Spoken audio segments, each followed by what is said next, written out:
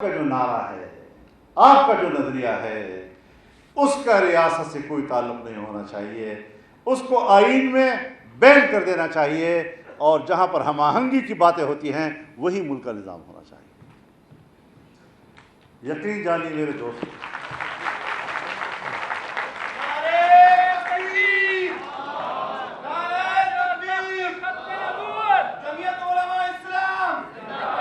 یقین جانیے میرے دوستو، ایسا سناٹا چھایا کہ ایک بزرگ کو مسکراتے ہوئے کہنا پڑا کہ بھائی کوئی ایک بندہ یہ اتنا لفظ تو کہہ دے کہ فضل الرحمان سے ہمارا اختلاف ہے، تاکہ کوئی لفظ ریکارڈ پر تو آئے۔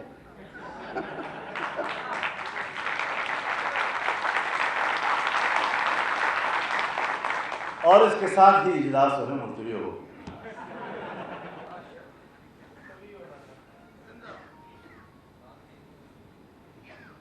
تو اس حوالے سے جمعیت علماء کو سمجھنا چاہیے۔ جمعیت علماء اسلام کی بات کرتی ہے، وہ اسلام جو پوری انسانیت کو امن فراہم کرتا ہے، جو تمام انسانوں کے حقوق کے تحفظ کی بات کرتا ہے۔ آج اگر میں سیاست کرتا ہوں، ایک سیاسی جماعت ہوں میں، اس تصور کے ساتھ کہ کسی وقت ہماری حکومت بھی آ سکتی ہے، تو حکومت کے بعد کیا پھر ہم یہاں پاکستان میں موجود غیر مسلموں کو حقوق نہیں دیں گے؟ کیا ہم ان کے حقوق کا تحفظ نہیں کریں گے؟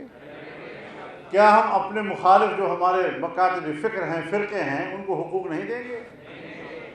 اور جب کل حکومت میں نے ان کو یہ سارے حقوق دینے ہیں، اور حکومت سے پہلے میرا رویہ یہ ہو کہ وہ یہ سمجھے کہ اگر ان کی حکومت آئی تو ہمیں ذبح کریں گے، اگر میں نے حکومت میں آنے کے بعد آئین و قانون کے تحت اور اسلامی تعلیمات کے تحت ان کے حقوق کا تحفظ کرنا ہے، تو حکومت میں آنے سے پہلے بھی میری سیاسی منہج یہی ہونا چاہیے کہ میں ان کے حقوق کی بات کروں اور ایک قوم کی بات کروں۔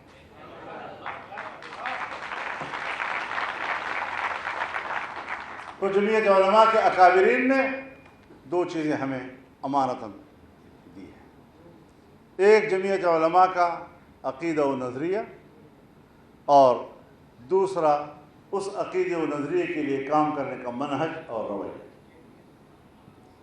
یہ چیزیں ہمیں سب سے ممتاز کر دیتی ہیں، اور آپ کو کوئی نقصان نہیں ہوا اس سے۔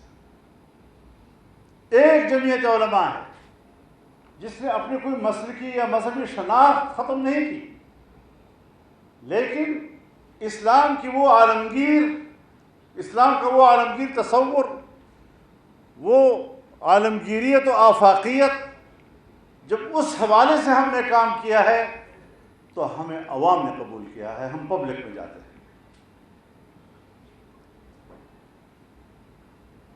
اور عوام کہتی ہے کہ ان رویوں کے ساتھ ہمیں اسلام بھی قبول ہے، علماء بھی قبول ہے۔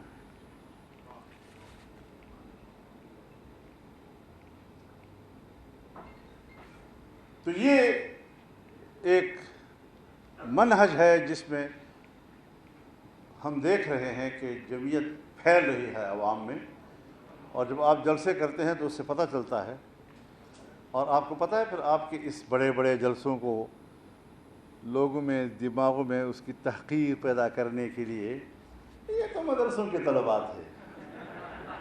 اگر مدرسوں کے طلبات 10 لاکھ سے زیادہ ہوں تو پھر تم کس لیے ہو؟ تمہیں تو جانا چاہیے پھر تو۔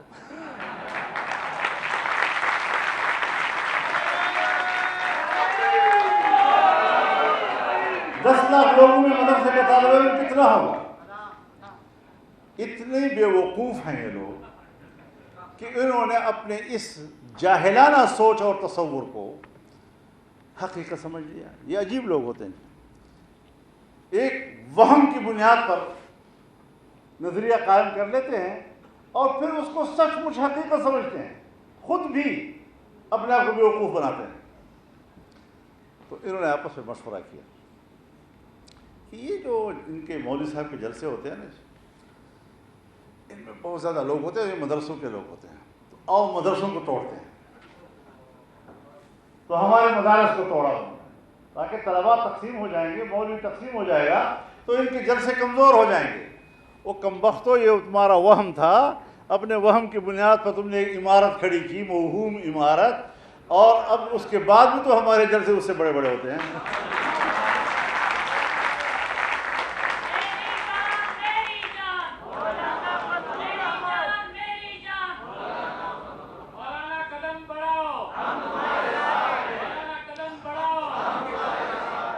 ان چیزوں کو مد نظر رکھتے ہوئے ہمیں تھوڑا سا آگے بڑھنا ہوگا۔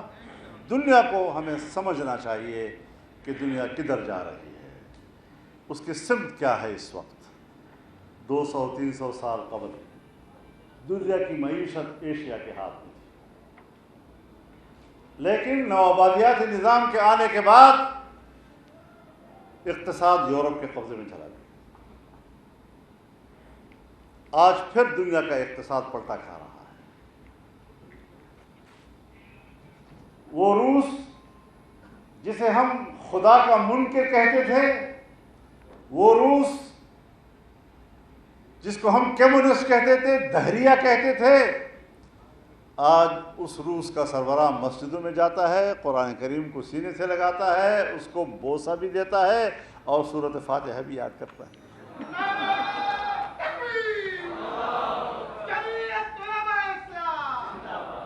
اور مغرب اور یورپ جس نے ساری زندگی مسلمانوں کو اور مسلمانوں کے جذبات کو استعمال کیا، آج وہ سب سے زیادہ اسلام اور مذہب کو نشانہ بنائے ہوئے ہیں کہ یہ سر نہ اٹھا سکیں۔ اسی لیے ہمارے اندر تفرقہ پیدا کیا، یہ شدت پسند اور یہ انتہا پسند اور یہ روایت پسند اور یہ اعتدال پسند اور یہ روشن خیال۔ وہ روشن خیال جو ہوتا ہے نا جی، وہ اپنا بندہ ہوتا ہے۔ اور ایسے ایسے اسکالرز پیدا کیے کہ جو قرآن کریم اور حدیث کی ایسی تعبیرات کرتے ہیں کہ جو مغرب کے لیے قابل قبول ہے۔ 1400 سال کی سند کو نظر انداز کرتے ہیں، 1400 سال کے تشریحات کو نظر انداز کرتے ہیں، اور اپنی نئی تشریحات کر کے وہ دنیا کو بتاتے ہیں کہ اسلام تو ایسا نہیں ہے، اور وہ بھی ان کو پروپیگیٹ کرتے ہیں۔ تو یہ وہ محاذ ہیں جہاں آپ کو اسلام کی حقیقی تصور کو، اس کے عالمگیر اور آفاقی تصور کو، اس کے انسانی تصور کو اجاگر کرنا ہے، اور جو قباحتیں باہر سے ہمارے معاشرے کے اندر لائی گئی ہیں اس سے ہمیں معاشرے کو پاک کرنا ہے۔ ہم کسی کے دشمن نہیں ہیں، لیکن غلط غلط ہے۔ ہماری تو کردار کشی کی گئی، کیا کچھ نہیں کہا گیا۔ بھائی میری 72 سال عمر پوری ہو رہی ہے انگریزی حساب سے، اور قمری حساب سے 74 سال پوری ہو رہی ہے۔ اتنے تمام الزامات میں نے بھگت لیے، کوئی ایک FIR تو درج ہو جاتا کم از کم۔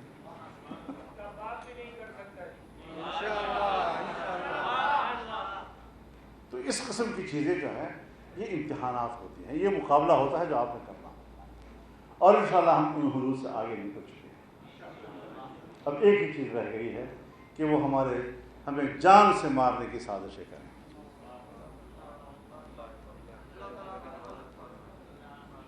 کتنے جمعیت علماء کے ساتھی شہید ہوئے،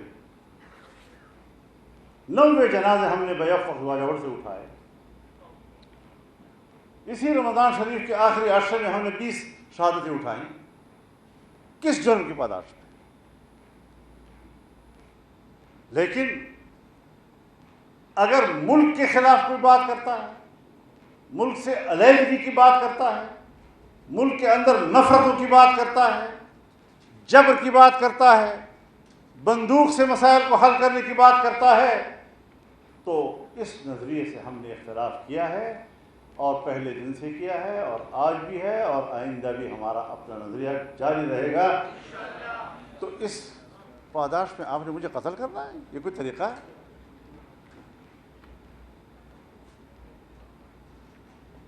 کب انسان کی جان آپ کے لیے حلال ہو گئی؟ کب ایک مسلمان کا خون آپ کے لیے حلال ہو گیا؟ کبھی قومیت کی بنیاد پر ہم انسانوں کو قتل کرتے ہیں، کبھی مذہب کی بنیاد پر ہم انسانوں کو قتل کرتے ہیں۔ یہ خون خرابہ ہے، اور افغانستان اور پاکستان کے تمام علماء کا اجماعی فتویٰ ہے کہ یہ جہاد نہیں ہے، یہ محض جنگ ہے۔ تو پھر ہمیں علماء کی رائے کے پیچھے جانا چاہیے۔ وفاق المدارس کی یہی رائے ہے، تمام مکاتب فکر کی یہی رائے ہے، ان کے اجلہ علماء کی یہی رائے ہے۔ تو ہمیں اس ماحول کو آگے لے جانا چاہیے۔ جو جمہوریت کے جم سے بھی واقف نہیں ہیں وہ بھی فتوے لگاتے ہیں جمہوریت کفر ہے۔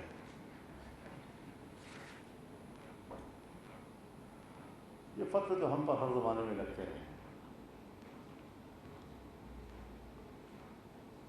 ہمارے اکابر بھی شہید ہوئے ہیں انہی فتووں کے زد میں، لیکن ہم تو بڑھتے جا رہے ہیں، کم تو نہیں ہو رہے۔ ان چیزوں سے محروم نہیں ہونا، حالات کے ساتھ انشاءاللہ بہتر انداز سے ہم جا رہے ہیں، اور ہم سب کی بہتری چاہتے ہیں۔